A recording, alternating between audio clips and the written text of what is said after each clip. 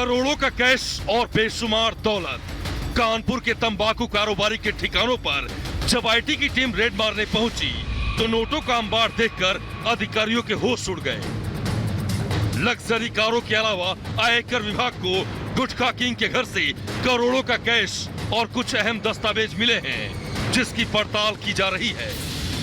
Income tax की red का तीसरा दिन है। के मिश्रा का बिल्कुल अता पता नहीं है कि वो किस लोकेशन पे है, कहां पर है, लेकिन उनके जो बेटे हैं शिवम मिश्रा, जिनका दिल्ली के वसंत विहार में एक घर है, फर्स्ट फ्लोर पे शिवम मिश्रा, और उनकी पत्नी अभी यहाँ पर मौजूद है। तीसरा दिन है इनकम टैक्स की रेड का। इनकम टैक्स के जो अधिकारी है शिवम मिश्रा और जो उनकी पत्नी है, उनसे लगातार जो क्वेश्चनिंग है वो यहाँ पर कर रहे हैं कि आखिरकार जो लग्जरी गाड़ियां 60 करोड़ की वो यहाँ से रिकवर की गई है, वो एक इन्वेस्टिगेशन का पार्ट है कि टैक्स चोरी का इन पे आरोप लगा है कि ये जो सभी लग्जरी गाड़ियां जो है उन्हीं चोरी के पैसे से तो नहीं खरीदी गई, तो उसी का जो आंकलन है वो इनकम टैक्स के अधिकारी कर रहे हैं। कानपुर के तंबाकू कारोबारी के ठिकानों पर 3 दिन से आयकर विभाग की रेड चल रही है। छापेमारी के दौरान जांच एजेंसी को 7 करोड़ कैश, करोड़ों की लग्जरी कारें, 5 करोड़ से ज्यादा की साड़ी, घड़ी और ज्वेलरी के साथ साथ कुछ अहम दस्तावेज मिले हैं। इनके घर से कई लग्जरी गाड़ियां जो हैं वो मिली है। मर्सिडीज है, फरारी है और रॉयल्स रॉय है, पोर्शे है, ये तमाम गाड़ियां यहाँ से मिली है। ये सभी गाड़ियां इन्वेस्टिगेशन का पार्ट है, क्योंकि ये आंकलन किया जा रहा है कि इनके ऊपर जीएसटी चोरी और टैक्स चोरी का आरोप लगा है। कहीं ये सभी लग्जरी गाड़ियां उन चोरी के पैसे से तो नहीं खरीदी गई। इस सभी चीजों का आकलन किया जा रहा है और अभी भी अधिकारी अंदर मौजूद है। इनके घर से कुछ अहम दस्तावेज जो है वो बरामद किए गए हैं। इलेक्ट्रॉनिक गैजेट जो है उनको जब्त किया गया है और भारी मात्रा में यहाँ से करोड़ों रुपए जो कैश है वो रिकवर किया गया है। इसके अलावा सोर्सेज ये बता रहे हैं कि 5 से 7 इंपोर्टेड जो घड़ियां हैं वो इस घर से मिली है, जिनकी कीमत जो है करोड़ों रुपए बताई जा रही है। दरअसल आयकर विभाग को सूचना मिली थी कि बंशीधर तंबाकू प्राइवेट लिमिटेड कंपनी टैक्स की चोरी कर रही है, जिसके बाद कंपनी के मालिक के मिश्रा पर आईटी का शिकंजा कसना शुरू हुआ। आईटी की टीम ने 5 राज्यों में करीब 20 ठिकानों पर रेड मारी। इसके बाद जो सच सामने आया उसकी उम्मीद किसी को नहीं थी।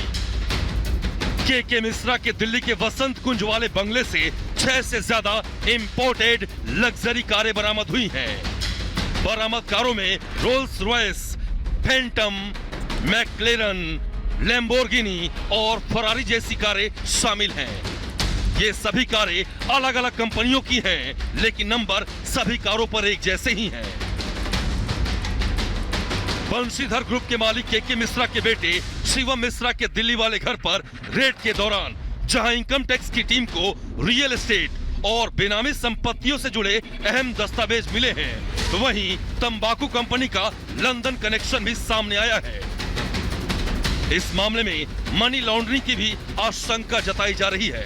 आयकर विभाग को शक है कि कंपनी ने पैसों की हेराफेरी कर काली कमाई का साम्राज्य खड़ा कर लिया है।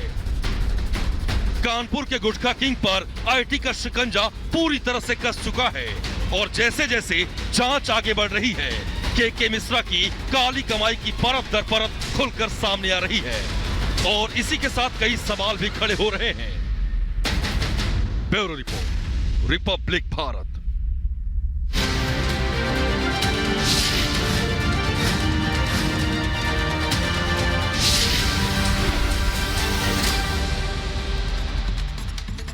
और इस बीच बड़ी खबर आपको बता दें, केंद्रीय मंत्री परिषद की आज अहम बैठक होने वाली है। प्रधानमंत्री नरेंद्र मोदी इस बैठक की अध्यक्षता करेंगे। दिल्ली के सुषमा स्वराज भवन में बैठक होने वाली है, जो बहुत महत्वपूर्ण मानी जा रही है।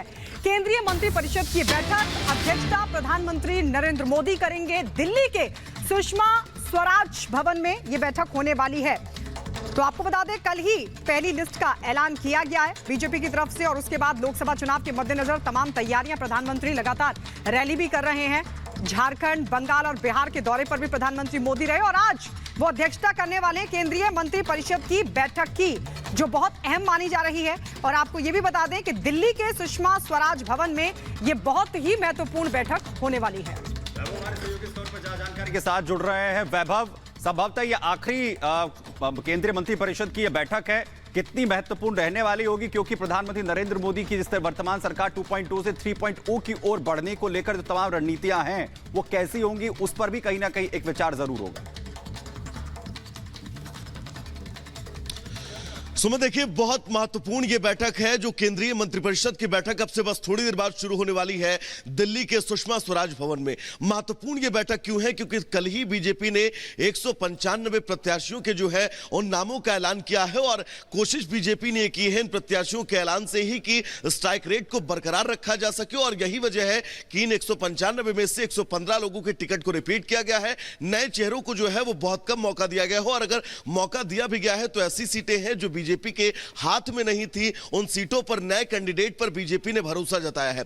यानी कि बीजेपी इस बार जिस 370 के लक्ष्य को लेकर चल रही है उस लक्ष्य के लिए बीजेपी ने अपनी तैयारी आज से नहीं, ये तैयारी बहुत पहले की हो और इस तैयारी पर सबसे पहले संगठन ने भी अपनी रिपोर्ट दी है और संगठन की रिपोर्ट के साथ ही साथ यह भी समझना होगा कि ग्राउंड पर कितनी मजबूती के साथ बीजेपी ने यह सर्वे किया है अपने एक एक कैंडिडेट को लेकर, कैसे वो ग्राउंड पर गई है और ग्राउंड रियलिटी क्या है। सीधा जनता से टच, वहां पर जो तमाम यहां जो लोग यहां पर सर्वे करने जाते थे वो सीधा जनता से जुड़ते थे और जनता की पहली पसंद क्या है, क्या वो अपने सांसद से खुश हैं या फिर नाखुश हैं, इसके आधार पर एक डीप रिपोर्ट जो है वो तैयार की गई थी और उसी के आधार पर और रिपोर्ट के आधार पर ही वैभव सभी को टिकट दिया गया है। आप बहुत बहुत शुक्रिया हमारे साथ जुड़ने के लिए। और इस बीच एक और ये बड़ी खबर आ रही, रुक लेते हैं।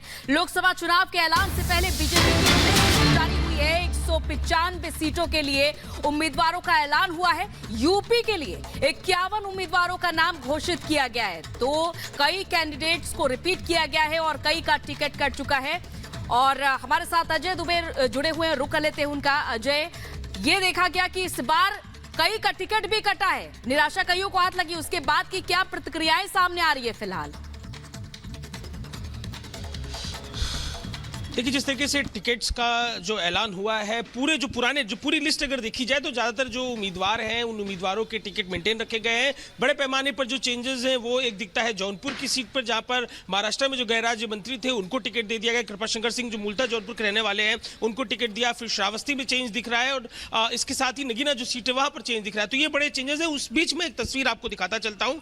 लखनऊ की राजधानी उत्तर प्रदेश में आज एक कार्यक्रम है जो अखिलेश यादव के लिए मुश्किलें खड़ी कर सकता है। यादव महासभा एक मंच है जो एक कार्यक्रम कर रही है। एक बार जरा दिखाते हैं आपको इन कुर्सियों की तरफ। अब से 2 से ढाई घंटे में कार्यक्रम है, तैयारियां जारी है। श्री कृष्ण की तस्वीरें आपको दिखाई देंगी। भगवान श्री कृष्ण की तस्वीरों के बीच ये पूरा कार्यक्रम है और बात करने के लिए जो तमाम आयोजक है जो ये कार्यक्रम कर रहे हैं वो लोग यहाँ मौजूद हैं। उनसे हम बात करेंगे, समझेंगे कि क्या तैयारी है। सर, क्या तैयारी है? तैयारी पूरी तरीके से है। यदुवंश को माननीय मोदी जी की छाया में लाना है और जो चुनाव है मोदी जी की गारंटी पे है और माननीय मोदी जी का आप देख ही रहे हैं, आपको सब है, टिकट में कोई परिवर्तन ना होने का या किसी भी चीज लिस्ट को कैसे देखते हैं आप? एक तरफ अखिलेश यादव पीडीए की राजनीति की बात करते हैं और इस लिस्ट में तो तमाम पिछड़े नेता, दलित नेता, तमाम लोग बीजेपी के ही दिखाई दे रहे हैं। लिस्ट को कैसे देखते हैं आप उम्मीदवार? अखिलेश यादव जी अब समाप्त हो चुके हैं, अब उनका वजूद नहीं बचा है। ठीक है अजय, अपनी जाति बिरादरी को ठगी के रूप में। अजय, लेकिन जरा वहां का समीकरण बताइए, क्योंकि हम देख रहे हैं कि 51 नामों का जो ऐलान किया गया है उत्तर प्रदेश में, उसमें 4 के जो कैंडिडेट पिछली बार उतरे थे मैदान में वो बदल दिए गए हैं। वहां का समीकरण क्या है? क्योंकि ये वो 4 सीटें थी जिन पर बीजेपी हार गई थी, मतलब उन पर चेहरों को बदल दिया गया है। वहां का इस बार का समीकरण क्या कहता है?